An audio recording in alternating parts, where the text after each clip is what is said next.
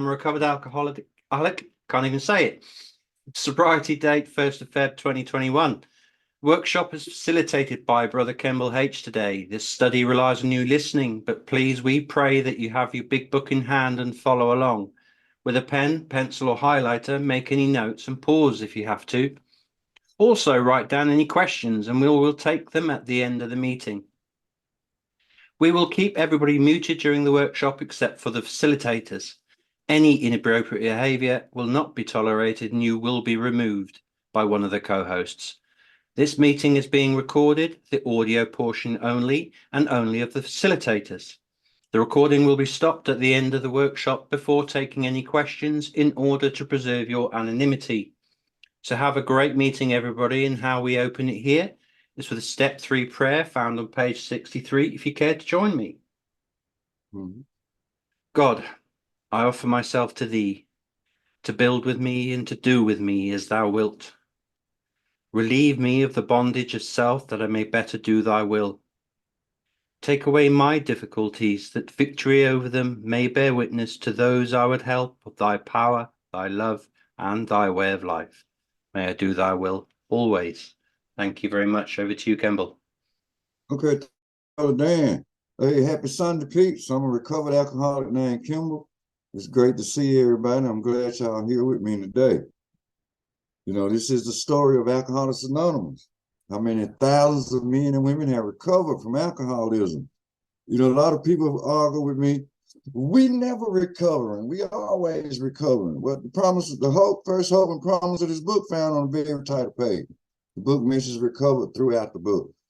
If we take the steps, we realize we alcoholics, right? We don't have a solution. So this Bill's story, what we finishing Bill's story of today. Here we see the problem with alcoholism.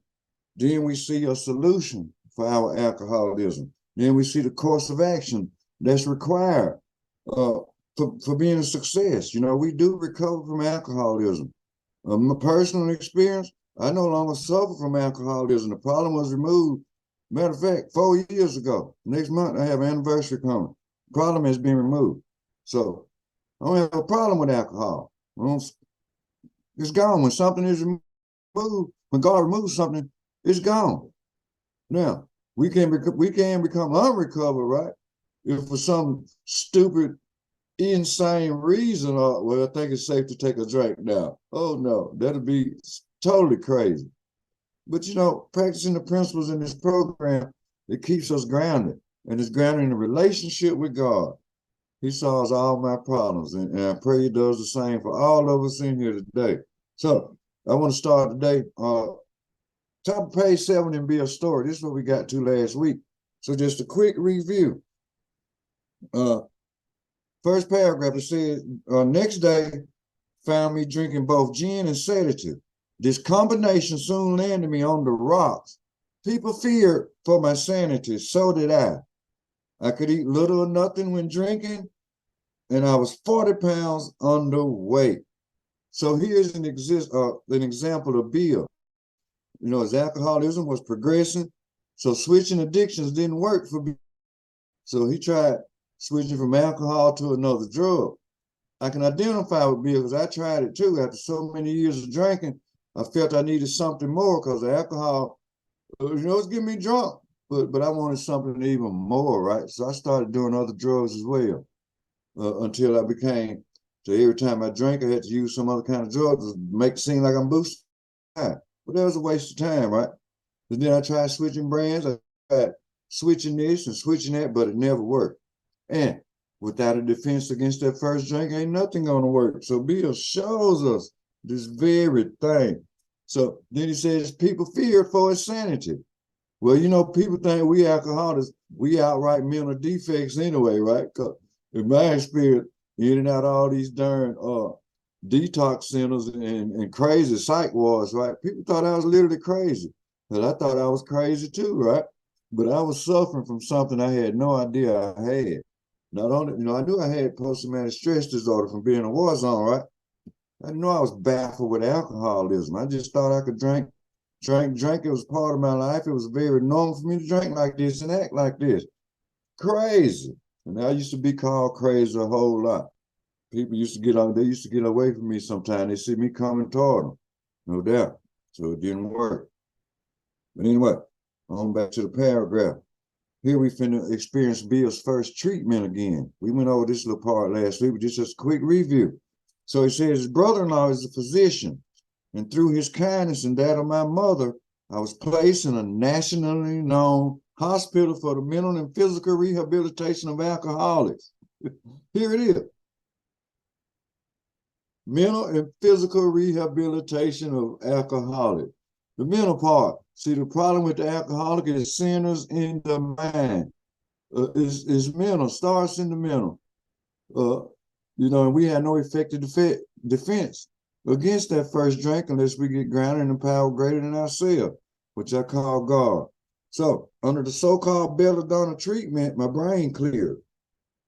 Hydrotherapy and mild exercise helped much.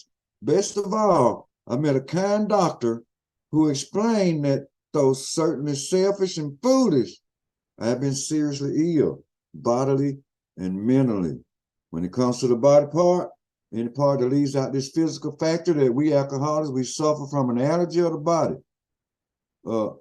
It's a known fact. It was a theory, but it's the truth.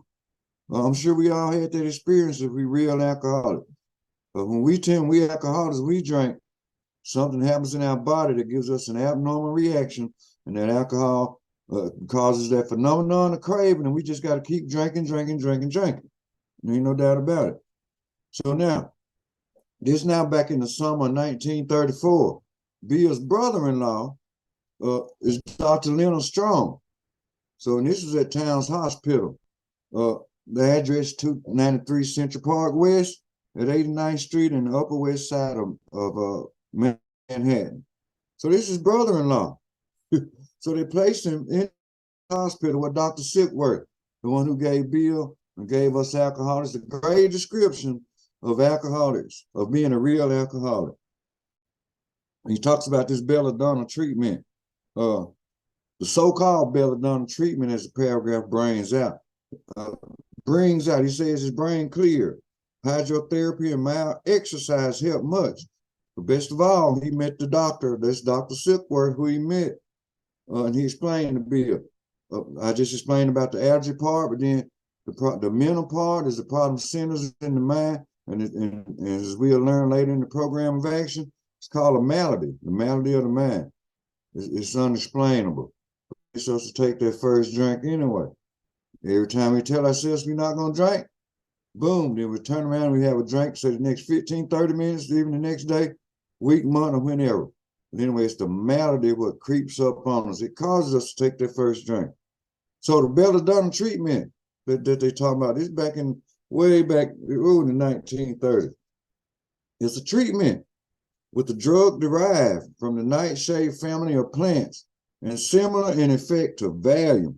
So it will give you the experience of maybe taking Valium. I don't know how many of us done took Valium here, but I tried it back as a teenager, and I couldn't feel the effects of it because I had so much alcohol in it.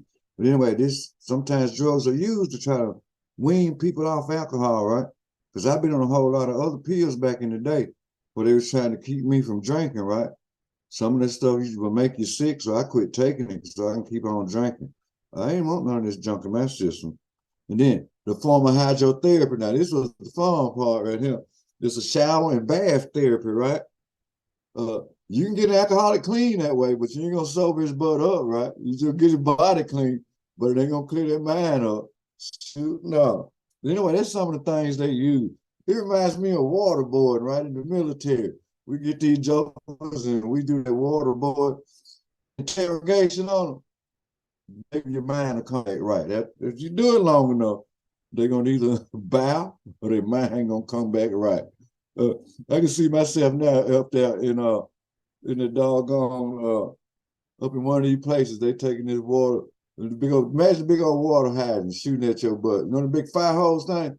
They got you lined up on the wall, you drunk, can't stand up, and they're shooting you with this water, trying to clear your brain.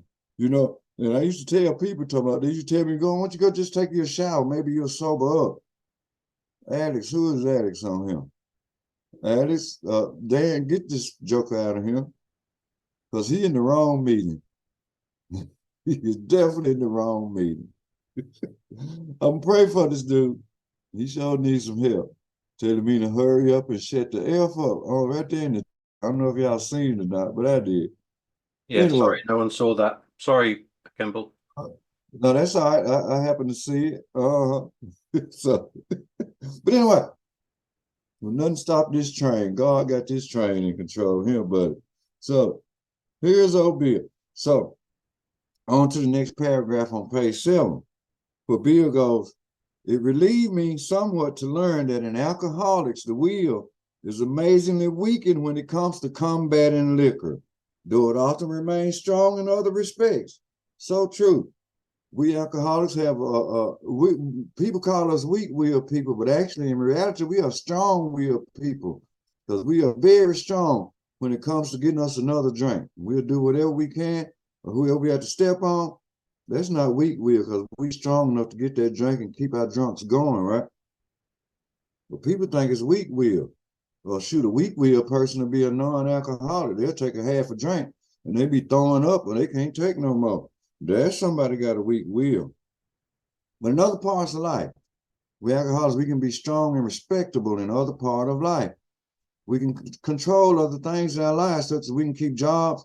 Some of us can keep relationships, but then everything else seems to be fine. But some of us can control our finances even at this point, right?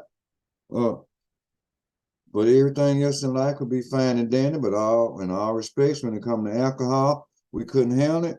And that's what beat us down. We could not take control of the situation no matter how hard we tried. So then, Bill goes on to relate, my incredible behavior in the face of a desperate desire to stop was explained. Understanding myself now, I fared forth in high hope. For 3 or 4 months, the goose hung high. I went to town regularly and even made a little money. Surely this was the answer, self-knowledge. So Bill thought the answer was self-knowledge, right? He took what the doctor had told him. He said, well, if I just do this and do that, boom, I got this thing. Walk around with the goose hung high. You're like, oh yeah, I got this thing. I can turn down a drink here. I can turn down one here and there. But in all reality, he was sitting there wanting to drink the whole time. So eventually, self-knowledge fails us, no doubt. Self-knowledge can't fix a real alcoholic of our type. It will not do it, period. So when Bill talking with Silkworth, right? You know, especially the first time they had this conversation, because this is the first time he in treatment. So he begins to see the insight of what he's being affected by. He's beginning to see the bodily part, then he's beginning to see the mentally part, and then a little self-knowledge because he's learning something of his grave condition. You know, I learned something of alcoholism, but I couldn't accept it, right? But I couldn't tell myself I got an allergy to alcohol. No. I used to go to meetings, I tell people, yeah, I introduce myself, I'm an alcoholic named Kimball. But you know what? I ain't want to admit that stuff because they weren't teaching me the right message, no way. So So we know self-knowledge do not fix us real alcoholics. It don't matter how hard we try, it just don't work. So, last paragraph on page 7. Bill finna in a second treatment for the second time. But it was not, for the frightful day came when I drank once more. The curve of my declining moral and bodily health fell off like a ski jump. After a time, I returned to the hospital. Here it is, the second time in treatment. This was the finish, the curtain, it seemed to me. Sounds like Bill maybe done hit bottom right about now because he thought it was finished. My weary and despairing wife was informed that it would all end with heart failure during delirium tremors, or I would develop a wet brain perhaps within a year. She would soon have to give me over to the undertaker or the asylum. So here we go again. How many of us can relate? Treatment centers, rehabs, and all this good stuff. We go in, the goose will hang high for them 30, 45, sometimes 60 to 90 days. You get out that door, before we get home. And I know in my experience, before I get home after 90-day program or whatever, I'm drunk. Keep me in a psych ward for 2 weeks. As soon as they let me out there, that locked in a ward, straight to the liquor store. By the time I get home, I'm too drunk to get out the car, peeps. That's the grave condition of alcoholism. So here's Bill. He drank once more. So this is now the summer 1934, right? Second time in treatment. Drunk again, and it got even worse. Here, Bill is beginning to sense. He feel like he has no hope. He's feeling kind of hopeless, right? In other words, powerless. But the miracle is going to be just around the corner. When we are powerless over something, especially when it comes to alcoholism, we are without human aid. And Bill is showing us this right here. Because if he wasn't a real alcoholic, maybe that first time in treatment would have solved his problem. Of course, some people can go to treatment one time. Some people don't need treatment. Treatment for alcoholism is these 12 steps. And that's what we're going through now. We're going through this first portion of this big book. We started at the title page. We're going on through it all the way. And the solution is simple. It's spiritual. Spiritual experience, psychic change. The doctor already talked to us about all this good stuff. And that's the solution. No other solution. Because I tried to solve all my own problems. But Lord knows this stuff did not work. I was laying flat on my back again. After I got a couple of days or months clean, boom. Well, Kim, what's wrong with you? I come up missing, and here I am laid up in the hospital. Baffled. How did I get here this time? Suffer from alcoholism, people. I had no idea. So let's scroll on to the very next page. Yeah. Here we go.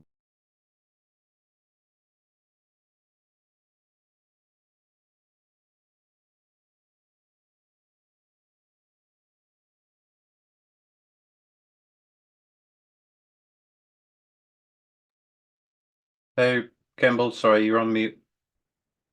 Yeah, I muted myself, no doubt. Okay. So Bill, here we go. Page 8, middle of the page. Where he goes, no words can tell of the loneliness and despair I found in that bitter morass of self-pity. Quicksand stretched me in all directions. I had met my match. I had been overwhelmed. Alcohol was my master. Sounds like Bill may trying to do a step one right now. See, step one, we admitted we were powerless of alcohol, that our lives had become unmanageable, right? Bill mentions alcohol had become his master. Sounds like Bill had been defeated. See, that's what it takes. A complete defeat. And then we got to realize we can't live in this delusion no more. But there's other things to take. But we've already did that. So, a little bit more on this. There's a few page numbers I got to relate to this very paragraph. Page 37 is the best description of the malady that this big book describes. We got page 23. We got page 24, page 34. And even back in the doctor's opinions, we got page XXIX. It shows us a little bit about it. And on page 31, let me go to a point and highlight here. On page 31, a lot of us real alcoholics, we've done this very thing. But Bill is beginning to sense that something is going on. So in the very first paragraph on page 31, it goes on to say, despite all we can say, many who are real alcoholics are not going to believe that they are in that class. By every form of self-deception and experimentation, they will try to prove themselves exceptions to the rule. Therefore, non-alcoholic. Yes, I can remember being at this very point, right there with Bill Wilson being right now. So then the paragraph brings out here on page 30. I'm gonna finish this little short reading. If anyone who is showing inability to control his drink can do the right about face and drink like a gentleman, our hats are off to him. Heaven knows we have tried hard enough and long enough to drink like other people, right? But we can't.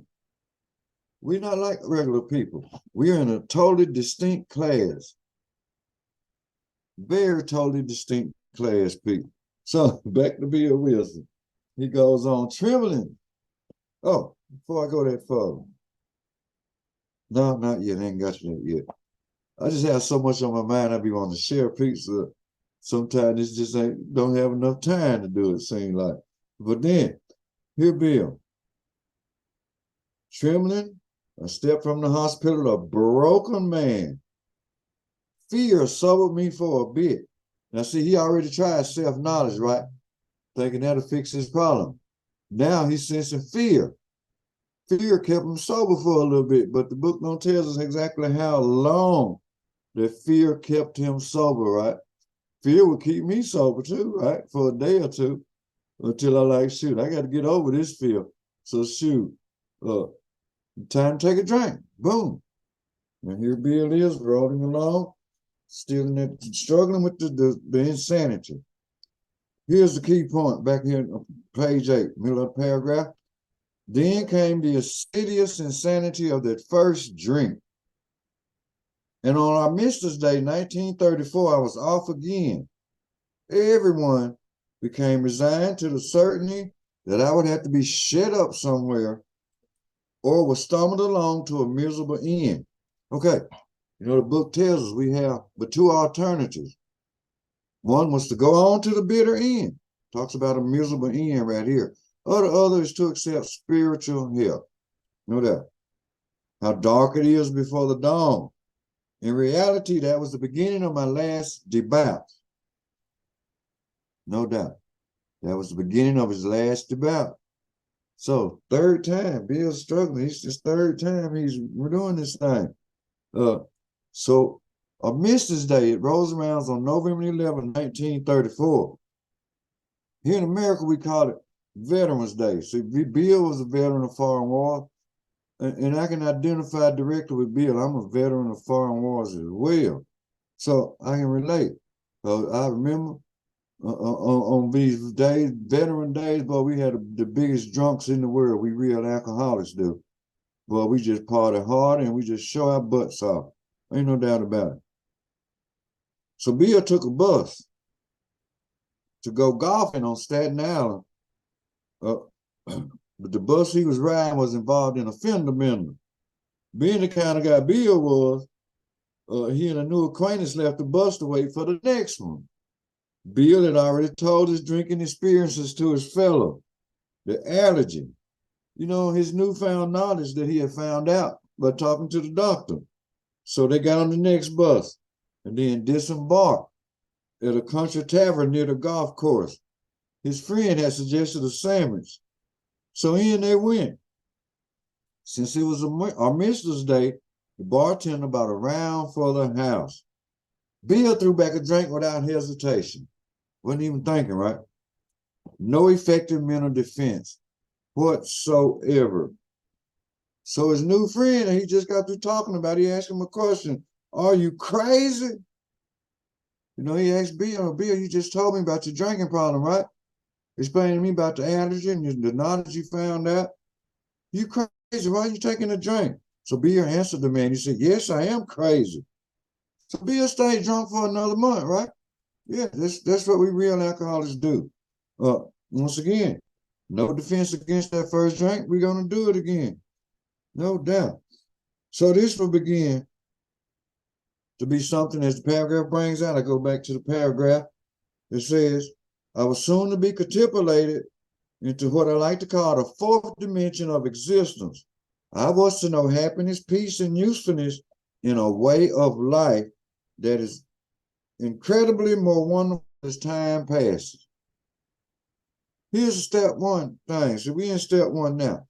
Matter of fact, for those who may not know, step one goes from the beginning of the book all the way to page 43. So Bill's story is part of step one, and we're going to do step one all the way through. We're going through all the steps in the course of these meetings. So, Bill, but then there are some promises, which we won't see them way to page 43 or whatever. I mean, page 83 and 84. The promise is it's going to tell us we will know happiness, peace, and usefulness, and a life that is more wonderful each day. See, Bill going to get to have this experience, right? See, a lot of us alcoholics may not get a chance to have this experience because sometimes we go on to the bitter end. We end up killing ourselves. But thank God, Bill and Dr. Barr, they incorporated this program of Alcoholics Anonymous, and it's brought relief for today millions of alcoholics. Somebody suffered as long as I did, 42 years of being baffled by alcoholism.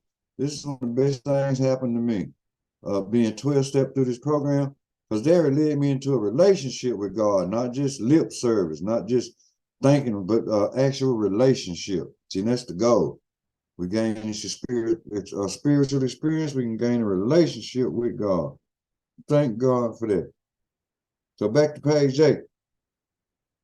Near the end of that bleak November, I sat drinking in my kitchen with a certain satisfaction. I reflected there was enough gin concealed about the house to carry on through the night and the next day. My wife was at work. I wonder whether I dared hide a full bottle of gin near the head of our bed. I would need it before daylight. Okay, this brother Bill, near the end of that bleak November.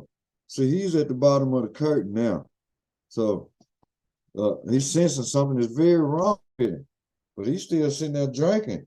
His wife out going to work. So he figures it's a lot of, he had got enough liquor to hide around the house, so he wouldn't have to worry about nothing. I can relate to that because I used to have that stuff here. Well, actually, a lot of y'all know I used to sleep with mine in the bed with me, so I wouldn't have to get up and take a drink before I can get started. Bill was probably basically the same way. We talked about that bathtub gin last week. If my bathtub would have been full of that stuff, I'd probably fallen in and drowned. Just the insanity. Can't get enough to drink, so we just dip our whole head in that bathtub, right? So we can get enough. But here's something I want to point out. This is very, very important in Bill's story. Because at the bottom of page 8, he goes on to relate. My musing was interrupted by the telephone. The cheery voice of an old school friend asked if he might come over. Notice this is in italics right here. It says he was sober. Wow. It was years since I could remember his coming to New York in that condition. I was amazed. Rumor had it that he had been committed for alcoholic insanity. I wonder how he had escaped. Of course, he would have dinner, and then I could drink openly with him. Unmindful of his welfare, I thought only of recapturing the spirit of other days. I'm going to stop right there for a minute. This friend coming to Bill Wilson's house. His name is Ebby Thatcher. Ebby and Bill were old school friends, right? They drank together on many occasions. Bill had heard that Ebby had gotten into a lot of trouble. Ebby came from a great family, but his family had a lot of trouble with him. His father had passed away and given Ebby his summer home. Ebby's supposed to be fixing it up, right? But see, Ebby's family always kept him somewhere else instead of in the home.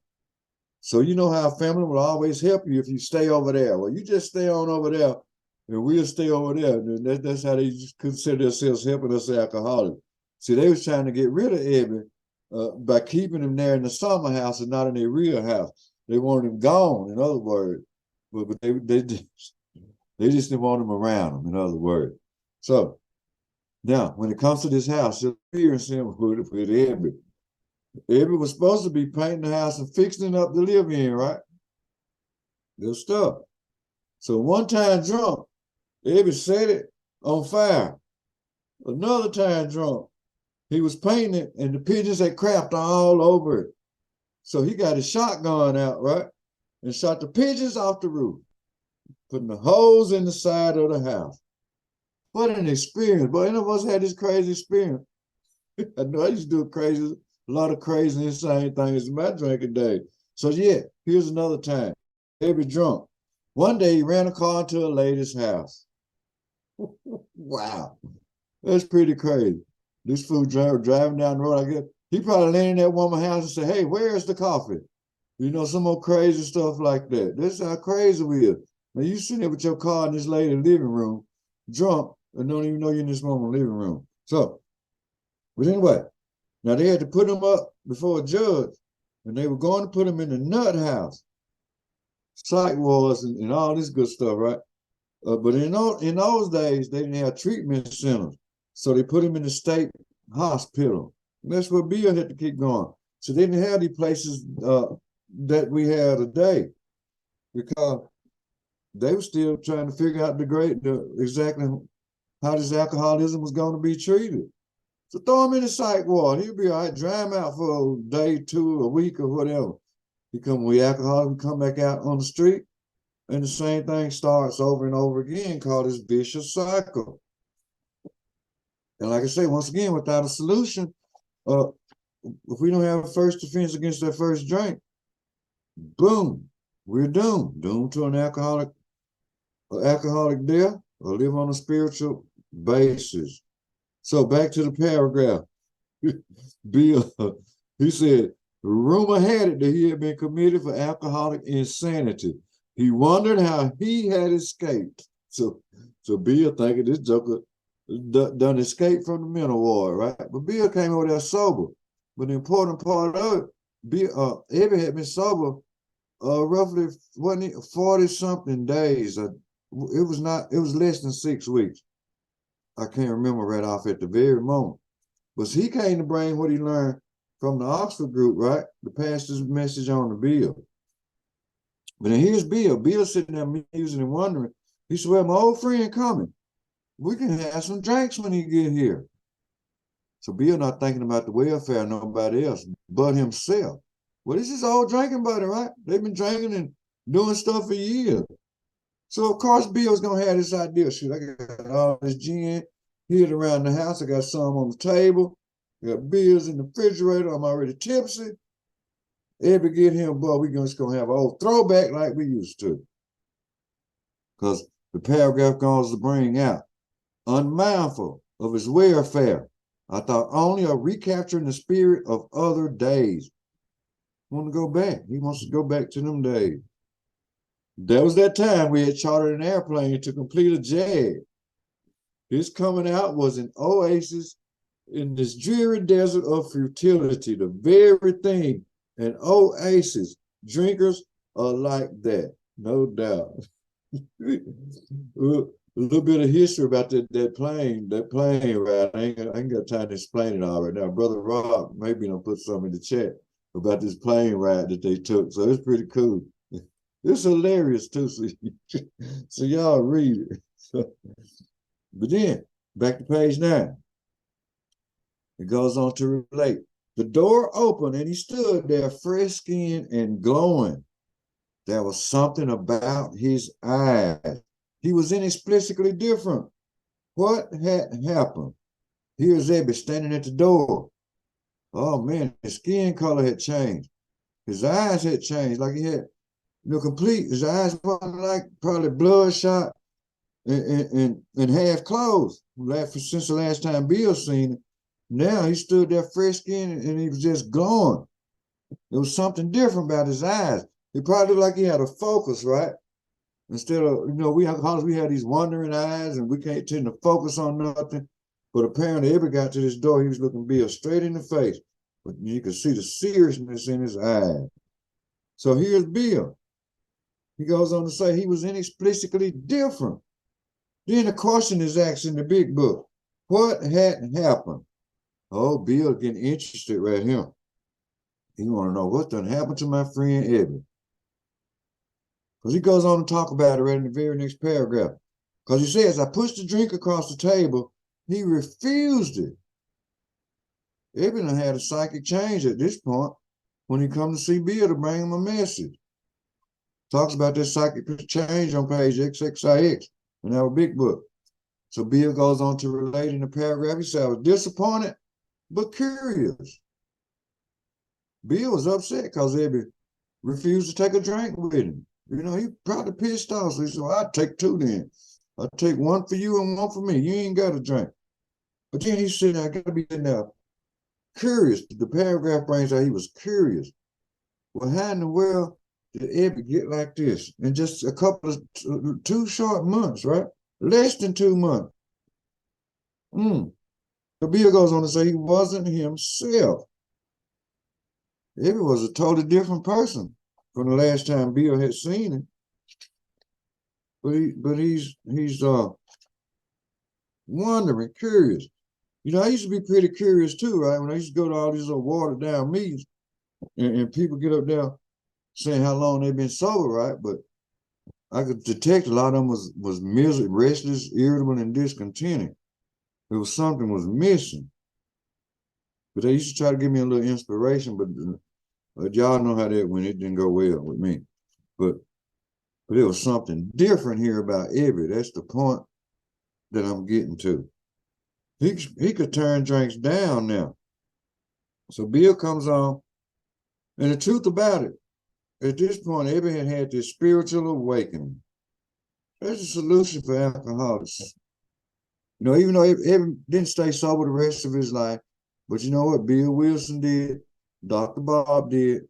I don't have the exact number how many of the first 100 men and women stayed sober the rest of their lives, but I'm sure it's a pretty good percentage.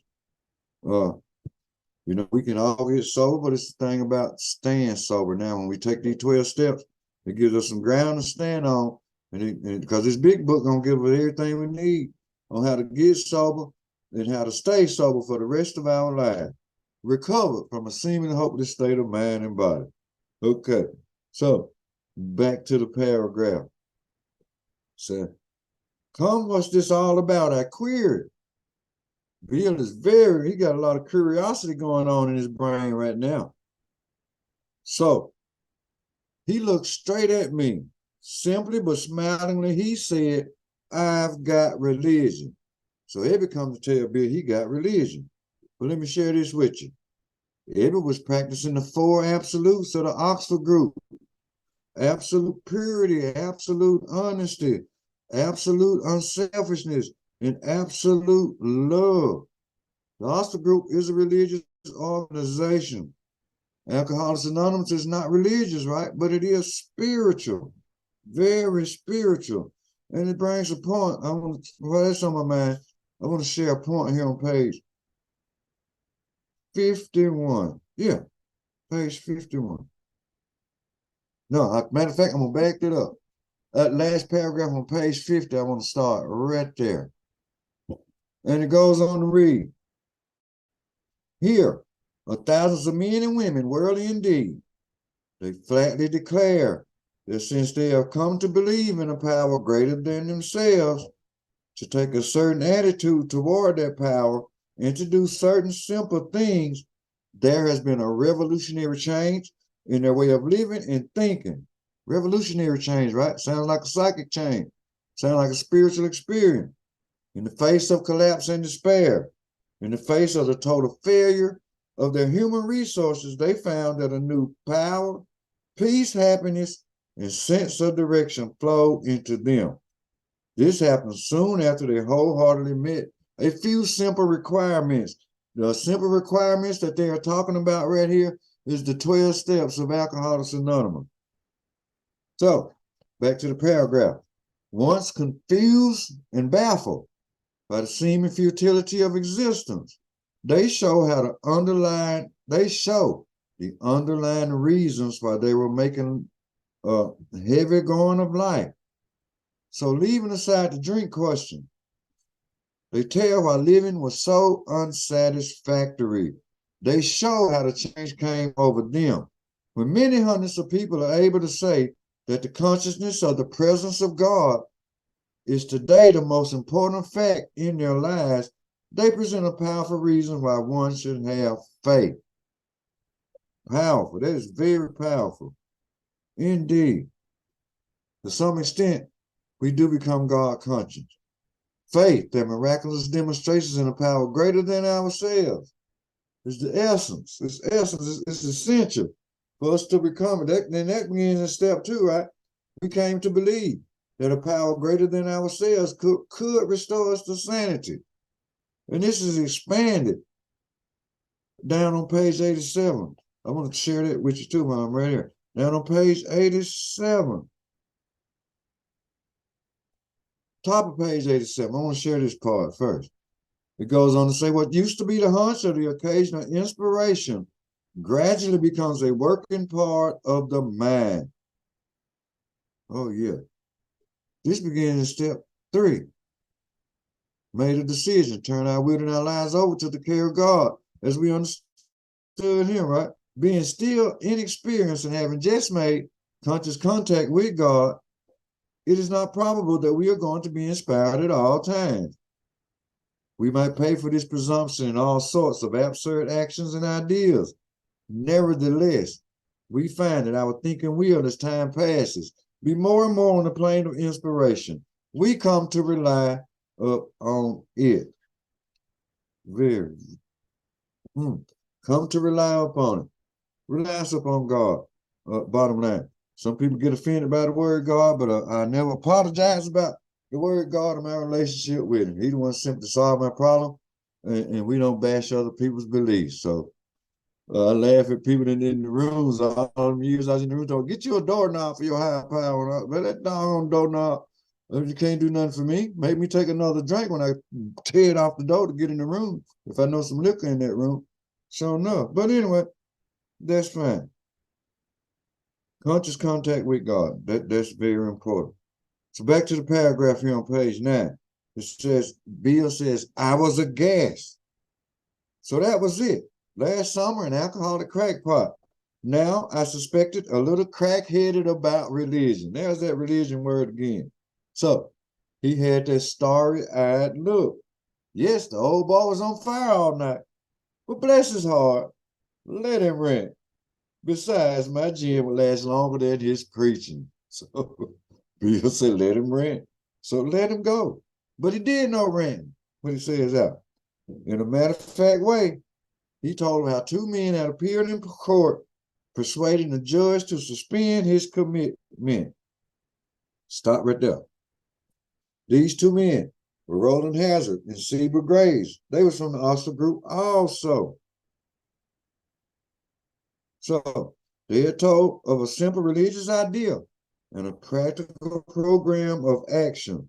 That was 2 months ago, and the result was self-evident. It worked. So it became 12-step bill.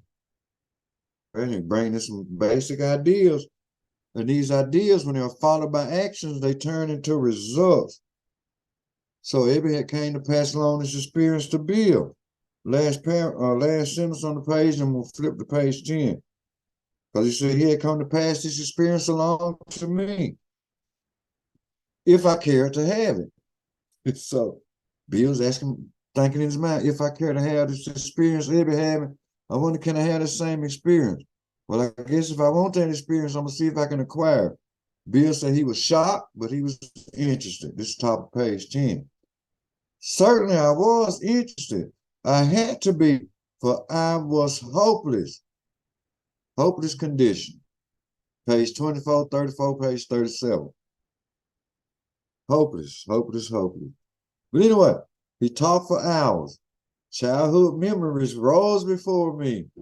I could almost hear the sound of the preacher's voice as I sat on still Sundays way over there on the hillside. There was the proffered temperance pledge I never signed. I don't know if y'all familiar with this temperance pledge they talking about back then, but it was a pledge not to drink. You know, this is back during the prohibition. Bill would not sign this stuff right there. I would never sign it either. See, they ain't finna sign nothing, tell me I can't drink. If I did, I was gonna drink anyway. This is the bottom line. But Bill, he wasn't going for that. No. One more thing about the Oxford group. They incorporated what Bill would bring into, started off with the 6 steps, and it would advance to 12 steps by the time Bill writes this book. So the steps in the Oxford group, you know, we get talk about the 4 absolutes, right? Now here's the process. We got complete deflation. That's the first one. Powerless over alcoholism. We've been defeated by alcoholism. And by the information we gather in this book, we see we can't solve our own problem. We have to have a power greater than ourselves in order for our problems to be solved. Dependence and guidance from a higher power. That's step 2, no doubt. We come to rely on something greater than us. You know, when I was trying to be the power greater than me, it kept me flat on my back. It kept me wondering, why do I keep doing this over and over again? I couldn't figure it out on my own. Shoot, I used to tell myself, shoot, Kim, you started yourself to drinking years ago. You can stop when you get ready. But the lie detector determined that was a lie. I couldn't stop if you paid me $100,000. And said, Kim, you can have this money if you don't drink. I would pick that ball up first and then shoot on the money. We burn it up out there, take it back. The third step, talking about a moral inventory. We do this moral inventory. The inventory is on ourselves, right? See, my drinking career, drug career, I blamed everybody else in the world for my problem because I couldn't look at myself. See, selfishness and self-centeredness, that's what defeats us. That's what kills us. So we didn't get to play in God. Well, I got to be in control of this and control of that. But in all reality, that alcohol was controlling our butts. So we had a false belief that we was always in control. When in effect, the alcohol was in control of us. So the fourth step that they discuss, confession. Talk to our shortcomings and character defects and things that we did wrong. Talk to them with another person in God. So a simple idea. Step 5 talks about the restitution. Make sure we get outside the street, outside of the road straight, in other words. So we go out and approach these people. Not right now, but we will during this process. We make amends where we can. Sometimes I'm sorry won't fit the bill. So we just, in making amends, we approach these people, and the bottom line is our behavior changes towards these people and every other person that we meet. The sixth part is working with others. Page 89 describes this very perfectly when it comes to working with others. See, when you work with another alcoholic or a group of alcoholics, it helps us to stay sober as well. That's why I love y'all being here on this journey with me, because it helps me to stay sober. So page 89 goes on to relate.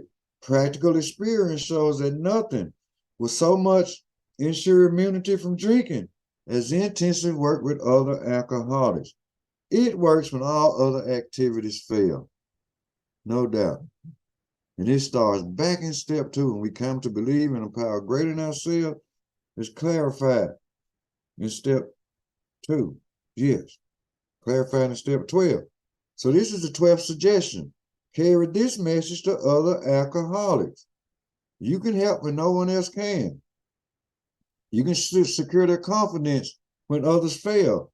Remember, they are very ill, yes,